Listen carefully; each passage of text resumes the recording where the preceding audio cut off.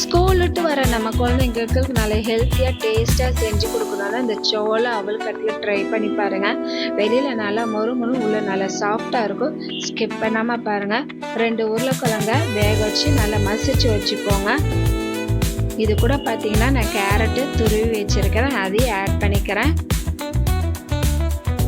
நான் சோள அவல் தான் எடுத்துருக்கிறேன். இது கூட நீங்கள் சிவப்பு அவல் இருந்தாலும் ட்ரை பண்ணி பாருங்கள். அவல் போட்டுட்டு வெங்காயம், பச்சை மிளகாய், கொத்தமல்லி தழை ஆட் பண்ணிக்கோங்க. பொடி எல்லாமே 1/4 ஸ்பூன் ஆட் பண்ணிக்கோங்க. மிளகாத்தூள், கரம் மசாலா தூள், அம்ச்சூர் பவுடர், உப்பு, இஞ்சி பூண்டு பேஸ்ட் போட்டு நல்லா இந்த மாதிரி மிக்ஸ் பண்ணி வச்சுக்கோங்க. மைதா மாவு நல்லா கரைச்சி வச்சு சேமியா எடுத்துக்கோங்க.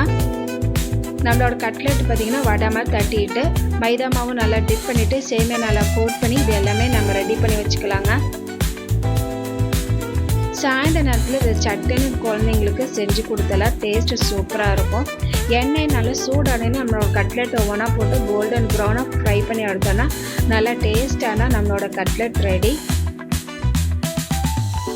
நம்ம சேனலை சப்ஸ்கிரைப் பண்ணி வச்சுக்கோங்க. இது ஃப்ரெண்ட் அண்ட் ஃபேமிலிக்கு ஷேர் பண்ணி விடுங்க, கமெண்ட் பண்ணுங்கள். தேங்க்யூ.